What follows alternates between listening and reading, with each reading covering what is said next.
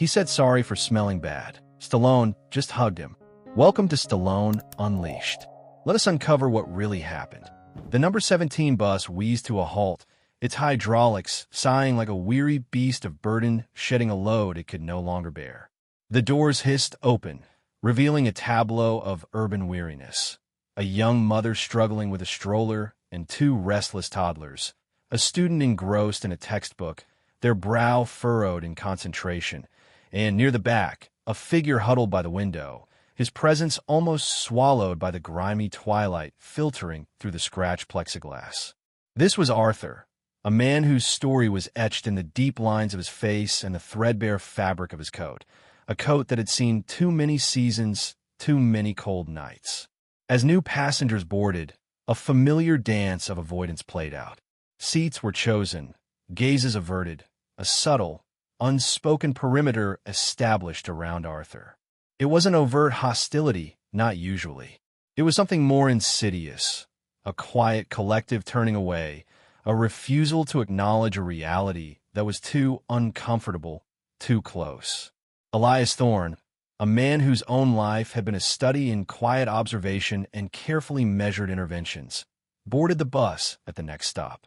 He carried a worn leather satchel, its contents a familiar mix of books, a notebook, and, tucked into an inner pocket, a small, smooth worry stone, a piece of gray river rock he'd carried for years, its coolness a tangible link to a past filled with both sorrow and quiet strength. He scanned the crowded bus, his eyes, the color of a winter dusk, taking in the scene with a practiced, non-judgmental gaze. He saw Arthur, saw the empty seats surrounding him like an invisible moat. He saw the averted eyes of the other passengers, and he felt that familiar, quiet ache, the one that always stirred within him in the presence of such casual, unthinking inhumanity. He didn't hesitate. He walked purposefully down the aisle, his footsteps steady amidst the lurching motion of the bus, and sat down in the empty seat directly beside Arthur. Arthur flinched, a small, almost imperceptible movement, his head turning sharply, his eyes, clouded with a lifetime of hardship, widening in surprise, then narrowing with a weary, ingrained suspicion. Strangers didn't sit next to Arthur. Not by choice. Elias offered a faint, unassuming smile. "Evening," he said, his voice low, calm. Arthur didn't respond, merely grunted, a non-committal sound, and turned back to stare out the window at the passing cityscape, a blur of indifferent lights and fleeting shadows. Elias didn't press. He understood the language of guarded silence, the protective shell built by years of neglect and disrespect. He settled into his seat, opening his satchel and taking out a well-thumbed volume of poetry, its cover softened with age. He didn't actually read. His attention, though seemingly focused on the page, was attuned to the man beside him, to the subtle cues of his breathing, the slight tremor in his hands, the almost palpable aura of loneliness that clung to him like the scent of the city streets. The bus rumbled on, a microcosm of the world, with its random collection of souls, each on their own journey, each carrying their own unseen burdens. Elias thought of the river stone in his pocket. It had been smoothed by centuries of current, by countless collisions with other stones, yet it had endured, its essential nature unchanged. Like Arthur, perhaps, a man battered by the currents of life, yet still, somehow, enduring. The air between them was thick with unspoken stories, with the quiet, persistent hum of two solitary lives briefly, unexpectedly, intersecting in the anonymous, transient space of a city bus. Elias didn't know where this journey would lead. He only knew that he couldn't remain a passive observer. Sometimes the simple act of choosing a seat, of refusing to participate in the collective turning away, was a statement in itself, a quiet act of defiance against the indifference of the world.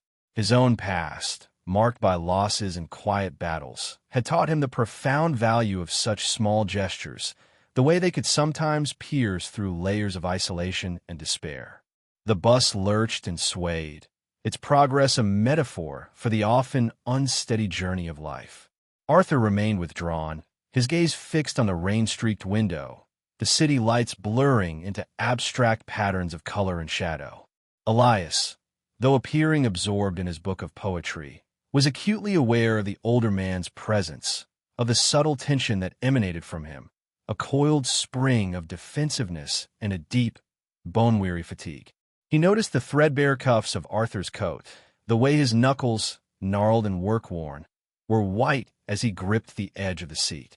He saw the faded tattoo on the back of one hand, a blurred insignia from a long-forgotten conflict, a silent testament to a past that most of the bus's other occupants would neither know nor care about. Elias thought of his own brother, the one whose bronze star he still carried. His brother, too, had come back from war a changed man, carrying invisible wounds that had ultimately proved more devastating than any physical injury.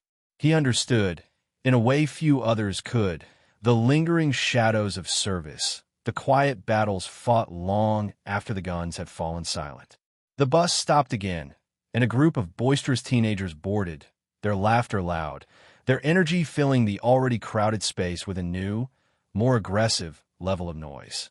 They jostled past Arthur and Elias, one of them accidentally knocking Arthur's worn cap from his head. The cap, a faded, shapeless thing, rolled onto the seat in front of them. Arthur flinched at the contact, then seemed to shrink further into himself, making no move to retrieve his cap. The teenagers, oblivious, continued their loud, self-absorbed conversation, their voices a jarring counterpoint to Arthur's quiet, almost invisible presence. Elias, without a word, leaned down, his movements slow, deliberate, and retrieved the cap. It was stained, a little misshapen, but it was clean. He held it for a moment, then gently placed it on the empty seat between himself and Arthur. Arthur glanced at the cap, then at Elias, a flicker of something unreadable in his eyes, surprise, perhaps, or a dawning, hesitant gratitude. He still didn't speak, but the rigid line of his shoulders seemed to soften, just a fraction. Elias returned to his book, or pretended to. He knew that sometimes the smallest acts of unassuming kindness, offered without expectation or fanfare, could be the most profound. They were the quiet affirmations of a shared humanity, a reminder that even in a world that often felt cold and indifferent, connection was still possible. The bus continued its journey, each stop bringing new faces, new stories, new dramas, both seen and unseen. Elias remained a quiet observer, a witness to the unfolding tapestry of urban life. But his attention, his empathy, remained focused on the man beside him, the man whose own story, he sensed, was one of profound, unacknowledged, and perhaps unbearable weight. The river stone in his pocket felt cool, smooth, a reminder of endurance, of the slow, persistent power of time and tide to shape, but not to break, the essential core of things. He hoped, with a quiet, unspoken fervency, that Arthur, too, possessed that same resilient core, that same unyielding strength, however deeply it might be buried beneath layers of hardship and neglect. He found himself reflecting on the countless invisible threads that connect human lives, the shared experiences of loss and longing that often go unspoken, yet bind us together in a common tapestry of existence, a fabric easily frayed by neglect, but also capable of being mended by empathy. The bus rattled over a particularly uneven stretch of road, the jarring motion causing Arthur to let out a small, involuntary grunt of discomfort. He shifted in his seat, his hand going to his lower back, a subtle grimace of pain flickering across his face. Elias, noticing the gesture, felt a familiar pang of empathy. He knew the language of chronic pain, the way it could wear down the spirit, leaching the color from even the brightest of days. "Long day?" Elias asked quietly, his voice neutral, non-intrusive. Arthur started, as if surprised to be addressed directly. He looked at Elias, his eyes wary, then seemed to register the genuine, unpitying concern in Elias's expression. "Yeah," Arthur rasped, his voice hoarse like a rusty hinge. "Long life." He offered a faint, humorless smile, a ghost of a grin that didn't quite reach his tired eyes. "Some days are longer than others." "I know the feeling," Elias said, a quiet understanding in his tone. He didn't elaborate, didn't offer his own litany of aches and pains. He simply acknowledged Arthur's reality, validating his quiet struggle. They rode in silence for another few blocks. The only sounds the rumble of the engine, the hiss of the brakes, a murmur of other passengers' conversations. Then, Arthur spoke again, his voice still low, still hesitant, but with a new note, a willingness, perhaps, to break through his self-imposed isolation.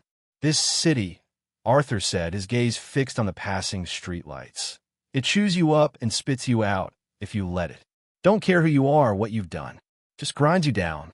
It can be an unforgiving place," Elias agreed. "But it can also be a place of unexpected kindness, of surprising connections, if you know where to look, or if you're lucky enough to stumble upon them." Arthur glanced at Elias, a flicker of something like curiosity in his eyes. "You new in town?" "No, Elias replied. Been around a while. Just a quiet observer, mostly." He paused, then added, "But I've learned that sometimes even the quietest observers have a role to play. Sometimes just being present, just acknowledging another person's existence, can make a difference." Arthur seemed to consider this. He looked down at his gnarled hands, then back out the window. The faded tattoo, the insignia of his long-ago service, was stark against his pale skin under the bus's harsh fluorescent lights. "Used to think I made a difference," Arthur muttered, more to himself than to Elias. "Wore a uniform, stood for something, thought it mattered." His voice was tinged with a profound, a heartbreaking bitterness.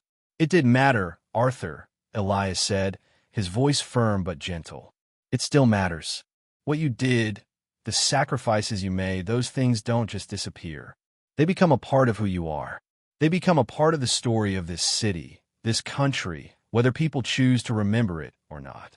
Arthur turned to look at Elias then, his eyes searching, questioning. "You really believe that?"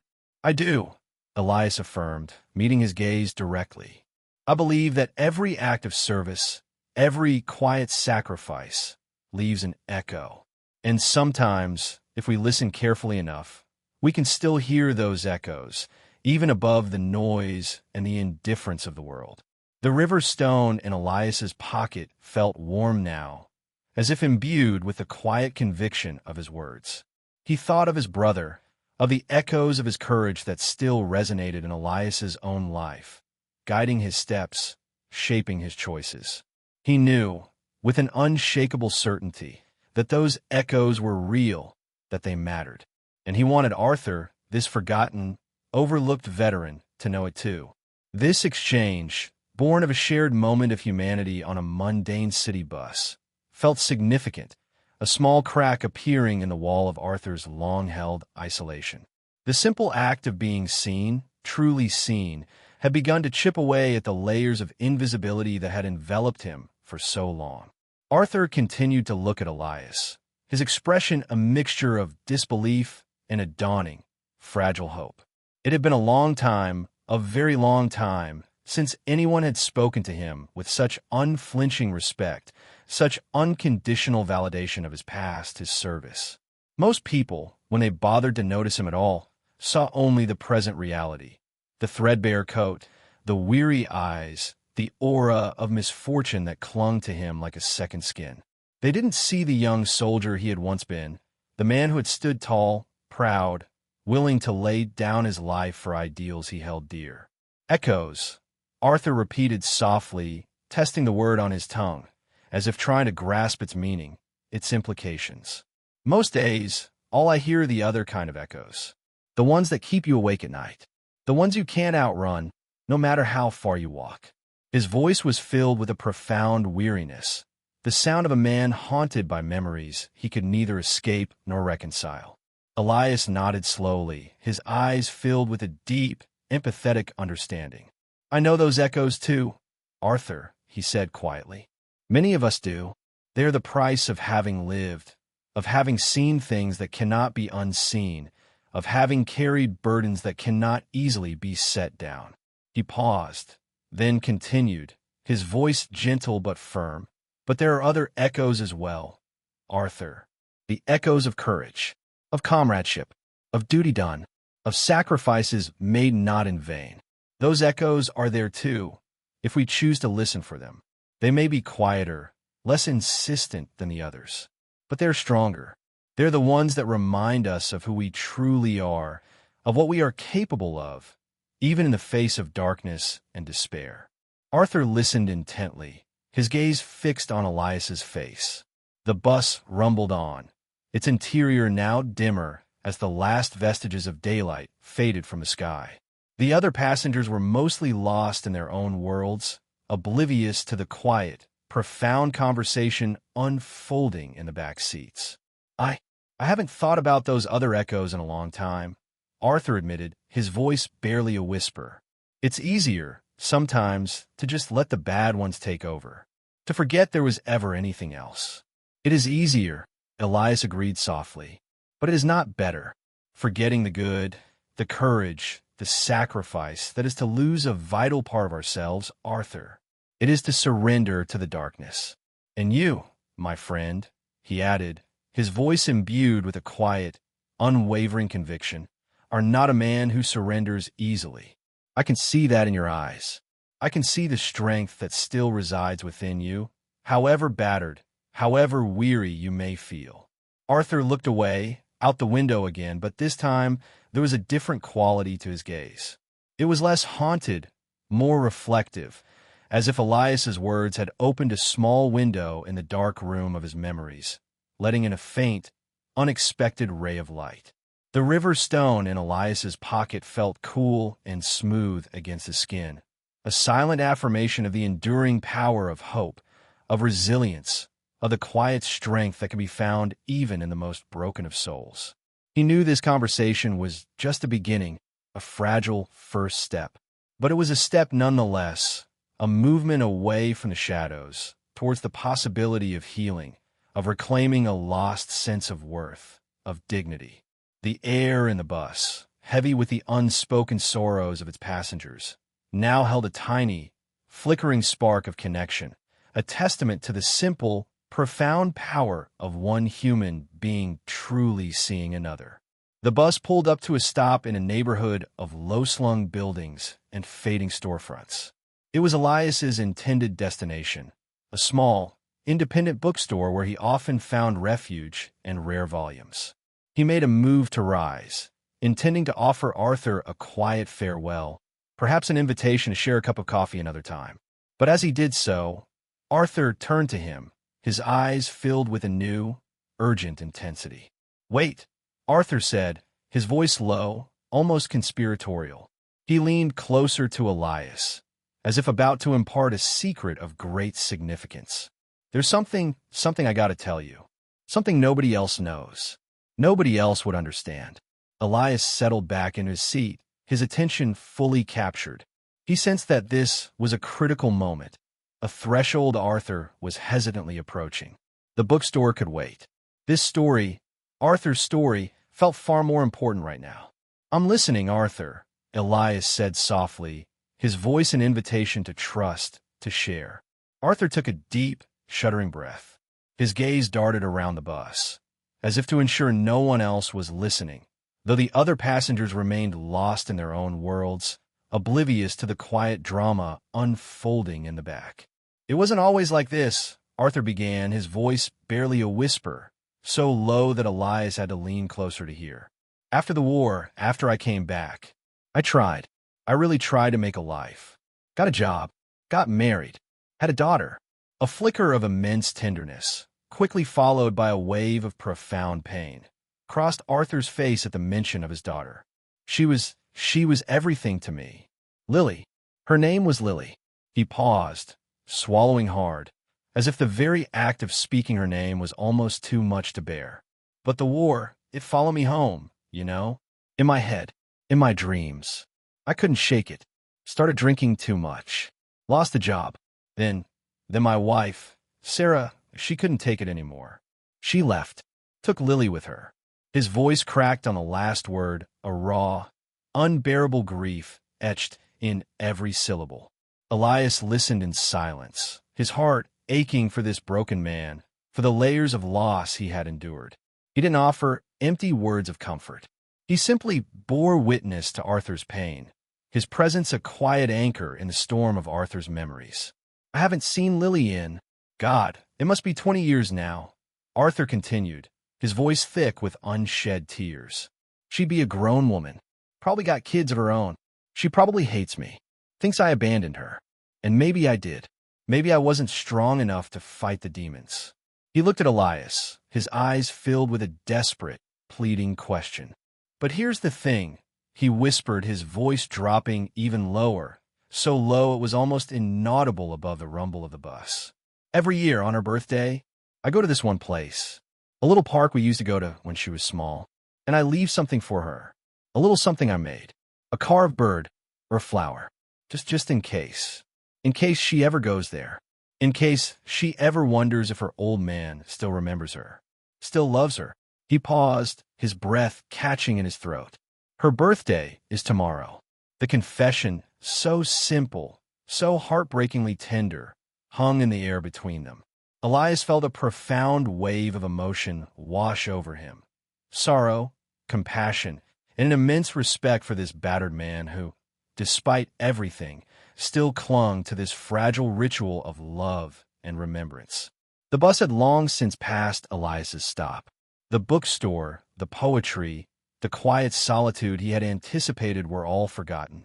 Nothing mattered now but this moment, this sacred confidence, this unexpected intersection of two lives on a late-night city bus.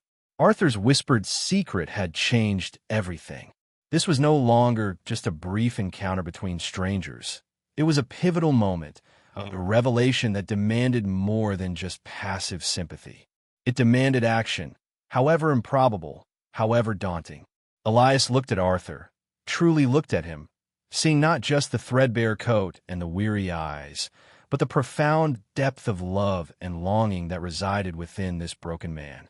The image of Arthur, year after year, faithfully making his pilgrimage to that small park, leaving his hand-carved tokens of remembrance for a daughter he hadn't seen in 2 decades, was almost unbearably poignant.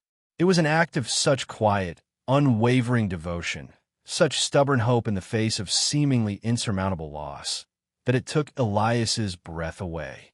"Arthur," Elias said softly, his voice thick with an emotion he rarely allowed himself to show, that is a beautiful thing. A profound testament to your love for your daughter."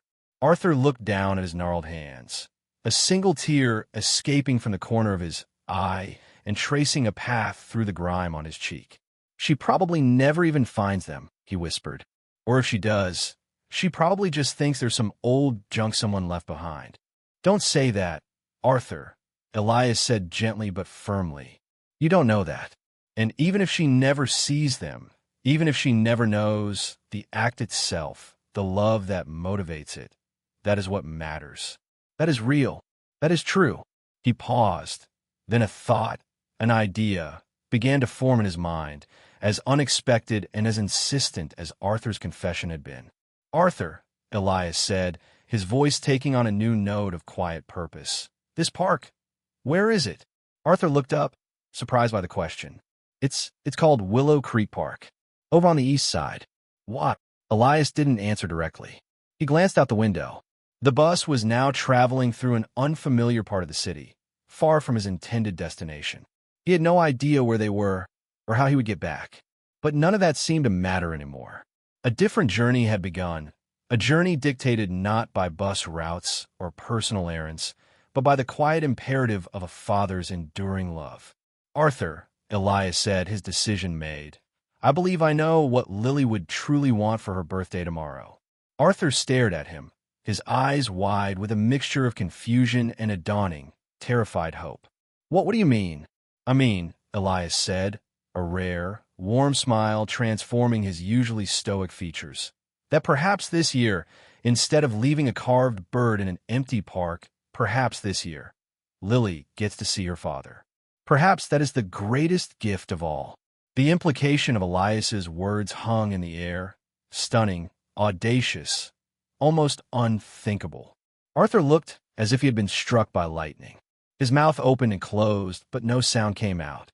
The very idea of seeing his daughter again, after all these years, after all the pain and regret, was clearly both his deepest yearning and his most profound fear.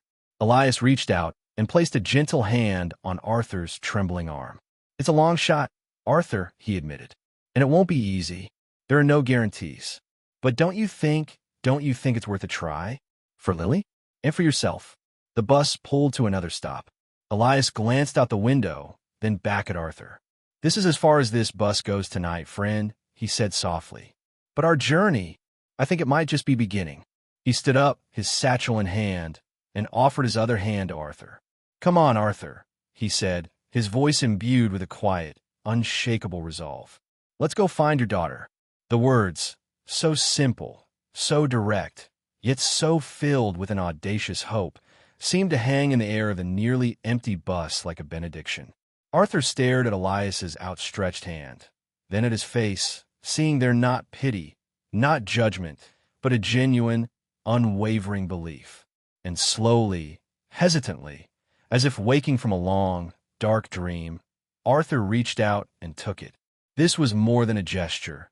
It was an act of profound trust, a leap into an unknown future, guided by the quiet strength of a newfound ally. The two men stepped off the bus into the chill night air of an unfamiliar neighborhood. The streetlights cast long, eerie shadows, and the city seemed to have retreated into a hushed, expectant silence. Arthur was trembling, not just from the cold, but from a mixture of fear, hope, and an almost unbearable anticipation. The idea of actually trying to find Lily, after all these years of silent longing and resigned despair, was both terrifying and exhilarating. Elias, sensing Arthur's turmoil, placed a steadying hand on his arm. "One step at a time, Arthur," he said softly. "We don't even know if she still lives in this city or what her life is like now, but we can try to find out. We can start with what we do know." "What do we know?" Arthur asked, his voice hoarse, his gaze lost in the darkness. "We know her name," Elias replied calmly. "Lily Hemlock, or perhaps Lily followed by her mother's maiden name, if Sarah reverted to it. We know her approximate age, and we know that tomorrow is her birthday. Those are starting points." He paused, then added, "And we know about Willow Creek Park. That is a connection, Arthur, a place of shared memory. It may be nothing, or it may be everything." They found a small, all-night diner, its windows steamy and inviting against the cold darkness. Elias insisted on buying Arthur a hot meal and several cups of strong coffee. As Arthur ate, some of his strength and composure seemed to return. The initial shock of Elias's audacious proposal was beginning to wear off, replaced by a dawning, hesitant resolve. "But how, Elias?" Arthur asked, his brow furrowed in thought. "Where do we even begin to look? It's been so long. She could be anywhere." "We begin with the tools we have," Elias replied. "The internet is a vast place, Arthur. Sometimes, with a little luck and a lot of patience, it can yield unexpected treasures." He pulled out his own modest smartphone, an object he used sparingly but effectively. "We can start with public records, social media, alumni networks. It will be like searching for a needle in a haystack, perhaps, but needles can be found." For the next few hours, in the quiet anonymity of the late-night diner, the two men embarked on their improbable quest. Elias, with his historian's patience and his knack for diligent research, navigated the labyrinthine corridors of the digital world. Arthur, his initial hesitancy giving way to a growing excitement, provided scraps of memory, half-forgotten details that might offer a clue. The name of the elementary school Lily had attended, a vague recollection of a cousin Sarah had once mentioned, the type of work Sarah had done before they were married. It was a slow, frustrating process. Dead ends abounded. False leads raised hopes, only to dash them again. Arthur rode an emotional roller coaster, his mood swinging between despair and a flickering, tenuous optimism. Elias remained calm, methodical, his resolve unwavering.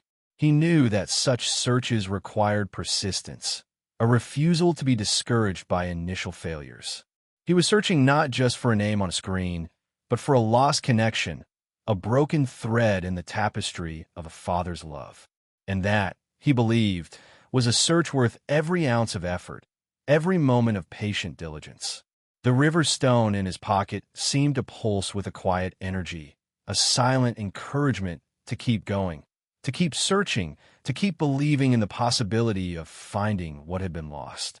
The diner, with its Formica tabletops and the smell of stale coffee, became their unexpected war room, a place where hope battled against the long odds of time and separation.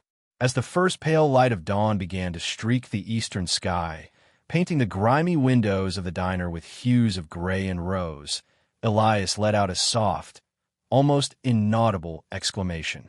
"Arthur," he said, his voice tinged with a mixture of excitement and caution. I think I may have found something." Arthur, who had dozed off fitfully in the booth, his head resting against the cold vinyl, started awake, his eyes instantly alert, filled with a renewed, almost painful hope. "What is it, Elias? What did you find?" Elias turned his smartphone screen towards Arthur. On it was a public profile from a professional networking site. The name was Lily Carmichael. The age matched, the city matched, and the photograph, though older, more mature, there was an unmistakable resemblance to the faded snapshots Arthur still carried in his worn wallet. Images of a bright-eyed little girl with a missing front tooth and a smile that could melt glaciers. Arthur stared at the screen, his breath catching in his throat. His hand trembled as he reached out to touch the image of this woman, this stranger who was also, impossibly, achingly, his daughter. "Lily," he whispered, her name a prayer on his lips. That's her. That's my Lily." Tears streamed down Arthur's weathered face. Tears of joy, of disbelief, of an overwhelming, almost unbearable flood of emotions that had been dammed up for 2 long decades. Elias watched him, his own eyes misting over.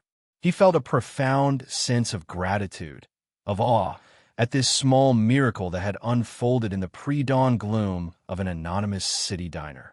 The profile listed Lily Carmichael as a teacher at a local elementary school, the very same school Arthur had mentioned Lily attending as a child. It also mentioned her involvement with a community garden project located in Willow Creek Park. The pieces were falling into place, forming a picture that was almost too perfect, too poignant to be believed. "She works at Willow Creek Park, Arthur," Elias said softly. "The park where you leave your gifts. She might even be there today. It's Saturday, and it's her birthday." Arthur looked at Elias, his face a mask of stunned, joyful disbelief. You think she ever found them, Elias? My little carvings. I don't know, Arthur," Elias replied honestly. "But I think it's time you stopped leaving anonymous gifts and instead offered her the one gift that truly matters. Yourself, your presence, your love." He paused, then added, "But we need to be prepared, Arthur. She may not be ready. She may be angry. She may not want to see you. We have to respect her feelings, whatever they may be." Arthur nodded, his joy tempered by a dawning anxiety. "I understand, Elias. But just to see her, even from a distance, just to know she's all right." His voice trailed off, his heart too full for words. Elias paid for their meager meal, and the 2 men stepped out into the bright, cold morning air. The city was waking up, its usual cacophony beginning to swell. But for Arthur and Elias, it felt like a brand new world, a world filled with an almost unbearable sense of possibility.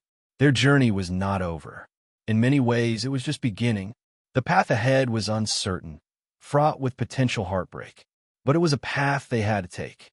For Lily, and for Arthur, and for the enduring, unbreakable power of a father's love. The river stone in Elias's pocket felt like a silent blessing, a promise of strength for the difficult, hopeful day ahead. The weariness of a sleepless night was forgotten, replaced by a nervous, electric energy, a fragile hope taking flight on the wings of a new day. Willow Creek Park was a small oasis of green amidst the concrete and steel of the city. It was not a grand or manicured space, but it possessed a certain wild, unruly charm. Old willow trees trailed their branches into a murky creek, and patches of brightly colored wildflowers pushed their way through cracks in the pavement. In one corner of the park, there was a small community garden, its raised beds overflowing with vegetables, herbs, and more flowers. It was here, according to Lily Carmichael's online profile, that she often spent her Saturday mornings tending to the plants, working alongside other volunteers. Arthur and Elias approached the park with a mixture of trepidation and a pounding, almost suffocating hope. Arthur had attempted to smarten himself up as best he could in the diner's restroom, but his clothes were still threadbare, his face still etched with the harsh lines of years lived on the streets. He clutched a small, newly carved wooden bird in his trembling hand, a gift he had fashioned during their long night in the diner, his old carpenter's hands remembering their long-lost skill. Elias walked beside him, a quiet, steadying presence. He knew this moment was everything to Arthur, the culmination of 2 decades of silent longing, of unspoken grief. He also knew that it could all come crashing down in an instant. They entered the park slowly, their eyes scanning the small groups of people dotted around. Children playing on a rusty swing set, an elderly couple walking their dog, a young man reading a book on a weathered bench. And then, near the community garden, they saw her. She was kneeling by a bed of bright red tomatoes, her dark hair tied back in a simple ponytail, her face smudged with dirt, her expression one of serene concentration as she gently tended to the plants. She looked so much like her mother, Sarah, that Arthur let out a small, involuntary gasp, his hand flying to his mouth. Elias placed a gentle hand on Arthur's shoulder. "Easy, friend," he whispered. Let's just watch for a moment." Lily laughed at something a fellow gardener said, and the sound, clear and bright, drifted across the park to where Arthur and Elias stood, hidden partially by the trunk of an old willow tree. It was a sound Arthur hadn't heard in 20 years, a sound he thought he would never hear again. It was like a dagger to his heart, yet also the sweetest music he had ever known. He couldn't move. He couldn't speak. He could only stare, his eyes devouring every detail of this woman, this beautiful, vibrant stranger who was also, impossibly, his daughter. Elias knew they couldn't stay hidden forever. The moment of truth, however it might unfold, was upon them. He gave Arthur's shoulder a gentle squeeze. "Are you ready, Arthur?" he asked softly. Arthur took a deep, shuddering breath.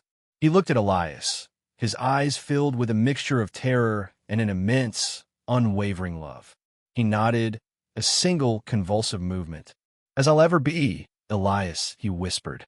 Together, the 2 men stepped out from behind the willow tree and began to walk slowly, hesitantly, towards the community garden, towards Lily, towards an uncertain future that held both the promise of unimaginable joy and the potential for unbearable pain. The small wooden bird in Arthur's hand felt both impossibly heavy and as light as a feather. Each step was an agony, each breath a monumental effort.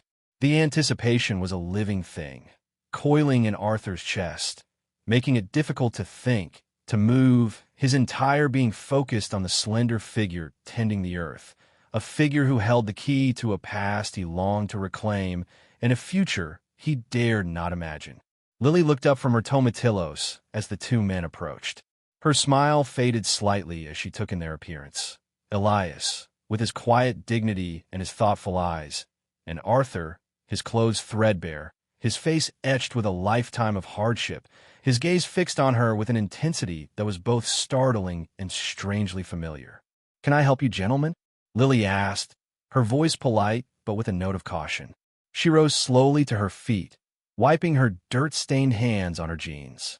Arthur stopped a few feet away from her, unable to move closer, unable to speak. His heart was pounding so loudly he was sure she must be able to hear it. He could only stare at her, at this beautiful young woman who was his daughter, his Lily. Elias stepped forward slightly, placing a gentle hand on Arthur's arm. "Miss Carmichael?" Elias asked, his voice calm, reassuring. "My name is Elias Thorne. And this," he said, gesturing towards Arthur, "this is Arthur Hemlock. He has something he would like to give you. For your birthday." Lily looked from Elias to Arthur, her brow furrowing in confusion. "Arthur Hemlock," she repeated slowly, the name sounding vaguely familiar, yet not quite connecting. I don't think I know." Arthur could bear it no longer. He took a shaky step forward, his hand outstretched, offering her the small wooden bird.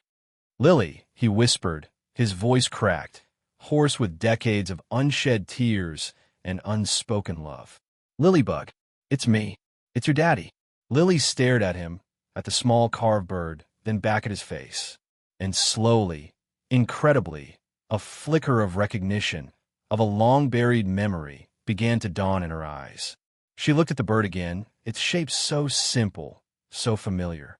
She remembered other birds, other small carvings found over the years in this very park, left anonymously on benches, tucked into the hollows of trees.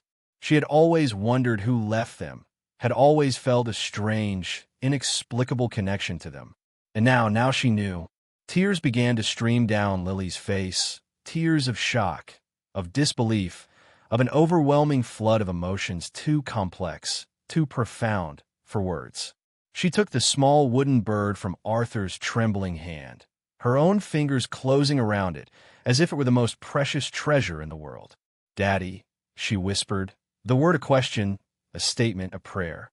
And then she did something that shattered Arthur's heart into a million pieces and put it back together again, all in the same instant. She stepped forward and threw her arms around him, hugging him with a fierce, unwavering strength, burying her face in his threadbare coat, her sobs racking her small frame. Arthur stood frozen for a moment, stunned by the reality of it, by the warmth of his daughter's embrace after all these empty, achingly lonely years. Then his own arms came up and enfolded her, clutching her to him as if he would never let her go again. Elias watched them, his own eyes filled with tears.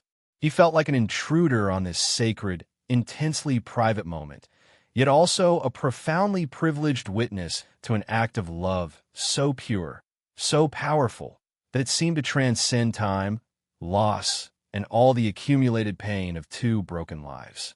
The river stone in his pocket felt like a silent benediction, a testament to the enduring, unbreakable bonds of family, and to the extraordinary power of a love that had refused to be extinguished, even by decades of silence and separation. The journey had been long, arduous, uncertain, but they had arrived.